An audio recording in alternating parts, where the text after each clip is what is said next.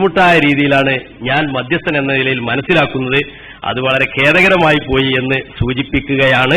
വിഷയം അവതരിപ്പിക്കുന്നതിനു വേണ്ടി ബഹുമാന്യനായ സജീർ ബുഖാരിയെ ആദരപൂർവ്വം ക്ഷണിക്കുന്നു. അസ്സലാമു അലൈക്കും വറഹ്മത്തുള്ളാഹി തആല വബറകാതുഹു. ബിസ്മില്ലാഹിർ റഹ്മാനിർ റഹീം. അൽഹംദുലില്ലാഹി റബ്ബിൽ ആലമീൻ.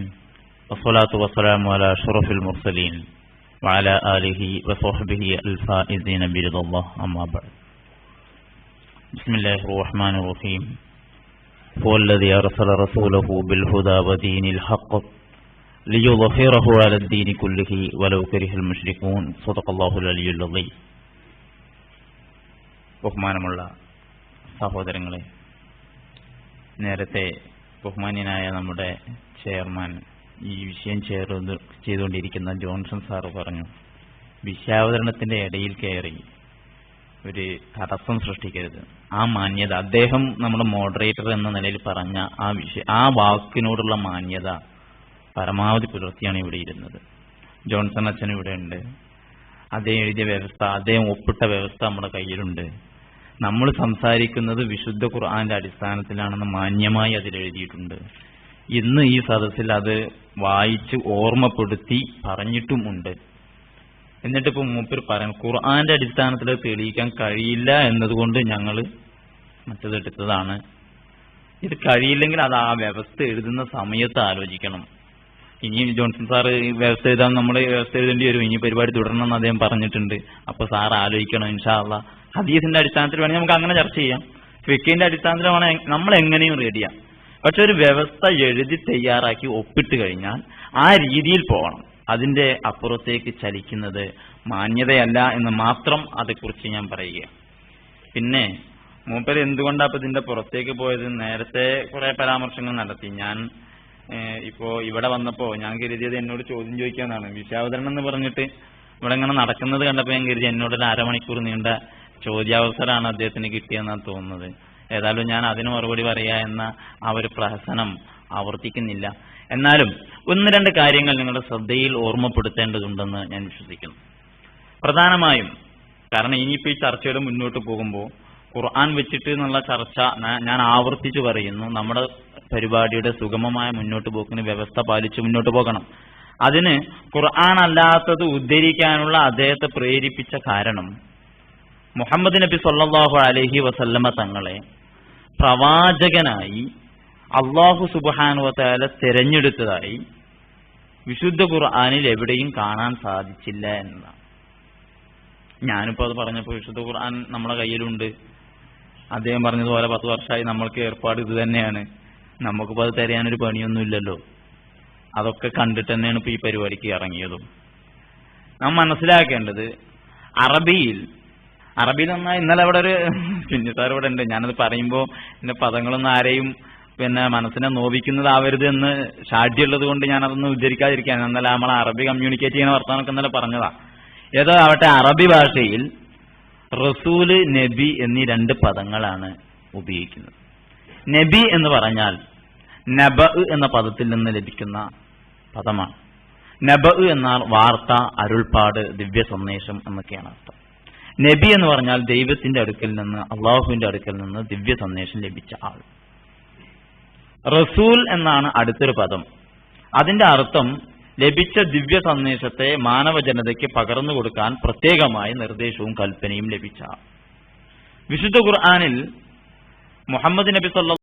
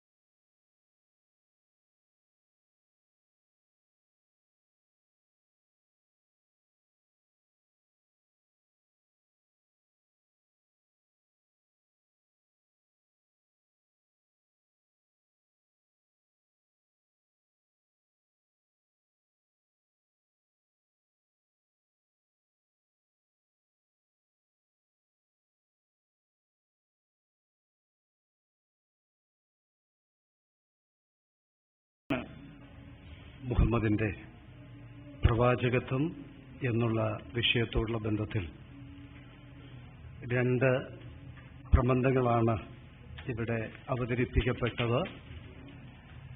നിങ്ങൾക്ക് വിലയിരുത്തുവാനായിട്ട് ഈ രണ്ട് പ്രബന്ധങ്ങളും നിങ്ങളുടെ മുമ്പിലേക്ക് വിടുകയാണ്. പ്രത്യേകം പ്രിയ സഗീർ ബുഖാരി അവർക്ക് മാനസികമായിട്ടുള്ള അല്പം പ്രയാസമുണ്ടാകത്തക്ക നിലയിലുള്ള പ്രതികരണങ്ങൾ അല്ലെങ്കിൽ ഏതെങ്കിലും നിലയിലുള്ളതായിരിക്കുന്ന വാക്കുകൾ തന്റെ ഹൃദയത്തെ സ്വാധീനിച്ചുവോ എന്നുള്ളതായിരിക്കുന്ന ഒരു സംശയം എനിക്കുണ്ട്. അങ്ങനെ വന്നിട്ടുണ്ടെങ്കിൽ ഞങ്ങളുടെ പക്ഷത്തിന്റെ പേരിൽ ഞങ്ങൾ പ്രിയ സഹോദരനോട് മാപ്പ് ചോദിക്കുന്നു. എന്നാൽ വസ്തുനിഷ്ഠമായിട്ട് കാര്യങ്ങളെ പഠിക്കുമ്പോൾ പല കാര്യങ്ങൾ നമ്മൾ ഒന്നിച്ച് ചർച്ച ചെയ്യേണ്ടതായിട്ട് വരും. അതിൻ്റെതായിരിക്കുന്ന ആഫ്റ്റർ എഫക്റ്റ് എന്ന് മാത്രമേ അതിനോടുള്ള ബന്ധത്തിൽ പറയുവാനായിട്ട് കഴിയുകയുള്ളൂ. സാധാരണ നമ്മൾ പറയാറുണ്ട്, ബൈബിളിനെ വ്യാഖ്യാനിക്കുമ്പോൾ ബൈബിളിന്റെ ഭൂണികയിൽ നിന്നുകൊണ്ട് ബൈബിളിനെ വ്യാഖ്യാനിക്കുക, ഖുർആൻ വ്യാഖ്യാനിക്കുമ്പോൾ ഖുർആന്റെ ഭൂണികയിൽ നിന്ന് ഖുർആനെ വ്യാഖ്യാനിക്കുക. ഈ രണ്ട് കാര്യങ്ങൾ വളരെ ശ്രദ്ധേയമായിരിക്കുന്ന ഒരു ചിന്ത ശകലമാണ്. എങ്കിലും നമ്മൾ ഈ ഡയലോഗിനോടുള്ള ബന്ധത്തിൽ പല കാര്യങ്ങൾ നമ്മൾ കേട്ടു. ഒരു പ്രവാചകന് ഉണ്ടായിരിക്കേണ്ട യോഗ്യതകളും ആ പ്രവാചകൻ ഏത് നിലയിലുള്ള ഒരു വ്യക്തിത്വം ആയിരിക്കണം എന്നുള്ളതും അതിന് ഒരു മാനദണ്ഡം ഉണ്ട് എന്നുള്ളത് തൗറാത്ത്, ജബൂർ, ഇൻജിൽ എന്നീ ഗ്രന്ഥങ്ങളെ അടിസ്ഥാനമാക്കി പറയുവാനായിട്ട് ഇടയായി. എന്നാൽ അതിനോട് ചേർന്ന് ഖുർആന്റേതായിരിക്കുന്ന ഉദ്ധരണികൾ എടുത്തു. എന്നാൽ ഖുർആനോട് ചേർന്ന് ഹദീസുകളും അതിനകത്ത് ഉൾക്കൊള്ളിച്ചപ്പോൾ അതിലൊരു ബുദ്ധിമുട്ട് പ്രിയ സഹോദരന്മാർക്കുണ്ടായി. അത് നമ്മൾ പറഞ്ഞതായിരിക്കുന്ന ധാരണയ്ക്ക് വിരുദ്ധമാണ് എന്നെനിക്ക് തോന്നുന്നില്ല. മറിച്ച് ഈ അനുബന്ധ പഠനങ്ങൾ നടത്തുമ്പോൾ നമ്മൾ സാധാരണ നിലയിൽ എല്ലാ ഗ്രന്ഥങ്ങളും പരിശോധിക്കുകയും അതിൽ നിന്ന് ആ ഗ്രന്ഥങ്ങളുടേതായിരിക്കുന്ന ആധികാരികത എടുക്കുകയും ചെയ്യാറുണ്ട്. ഞാൻ ചിന്തിക്കുന്നത് ഹദീസുകള്, അതുപോലെ തന്നെ ഹദീസുകൾ മെയിനായിട്ട് മുഹമ്മദിന്റെ ജീവിതചര്യകളെ കുറിച്ച് പറഞ്ഞിരിക്കുന്ന കാര്യങ്ങളാണ്. അത് ഖുർആന്റെ അനുബന്ധമായിട്ടാണ് ഞാൻ ഈ കഴിഞ്ഞ നാളിൽ പഠിക്കുവാനായിട്ടിടയായത്. അതങ്ങനെ തന്നെ ആയിരിക്കും എന്ന് ഞാൻ പ്രതീക്ഷിക്കുന്നു.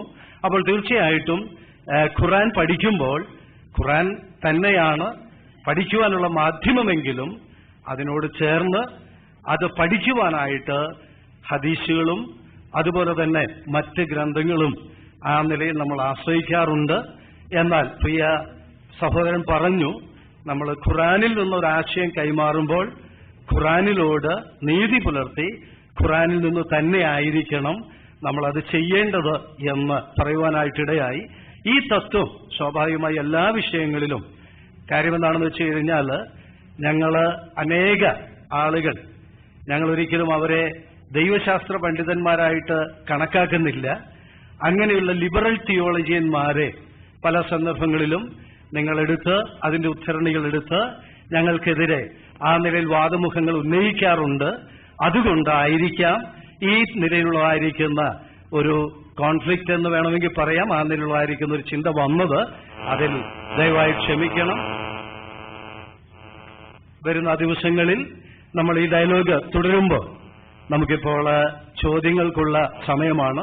എങ്കിലും ചുരുങ്ങിയ സമയം കൊണ്ട് തന്നെ പ്രിയ സഹോദരൻ തന്റേതായിരിക്കുന്ന ആ കാര്യങ്ങൾ സമർത്ഥിച്ചിട്ടുണ്ട്. എന്നാൽ രണ്ടു പക്ഷത്തിനും 12 ചോദ്യങ്ങൾ വീതം ചോദിക്കുവാനുള്ള അവസരമുണ്ട്. പിന്നെയും ആവർത്തിച്ച് ഞാൻ പറയുന്നു, ഇത് വീണ്ടും വീണ്ടും ഓർക്കണം, ഇത് മനസ്സിൽ കൊള്ളണം. നമ്മളിവിടെ സംസാരിക്കുന്ന കാര്യം സൗഹാർദ്ദപരമാണ്. ഈവൻ നമ്മുടെ ഹൃദയത്തിൽ ഏതെങ്കിലും നിലയിൽ വിള്ളലുണ്ടാക്കുന്ന എന്തെങ്കിലും കാര്യങ്ങൾ ഉണ്ടായാൽ നമ്മൾ അതപ്പോൾ തന്നെ അങ്ങ് പറഞ്ഞേക്കുക. പക്ഷെ നമ്മൾ ചർച്ചയുടെ മുഖത്താണ്, അതുകൊണ്ട് മാത്രം ആ വിഷയം പറയുന്നു എന്നുള്ള ചിന്തയിൽ അത് കണ്ട് നമ്മളങ്ങ് വിട്ട് പോകണം. അല്ലെങ്കിൽ നമ്മുടെ മനസ്സിൽ അതൊരു പ്രയാസമായിട്ട് മാറും. ഇങ്ങനെയാണല്ലോ പലവിധമായിരിക്കുന്ന പ്രശ്നങ്ങൾ ഉണ്ടാകാനുള്ള കാരണങ്ങളുണ്ടാകുന്നത്.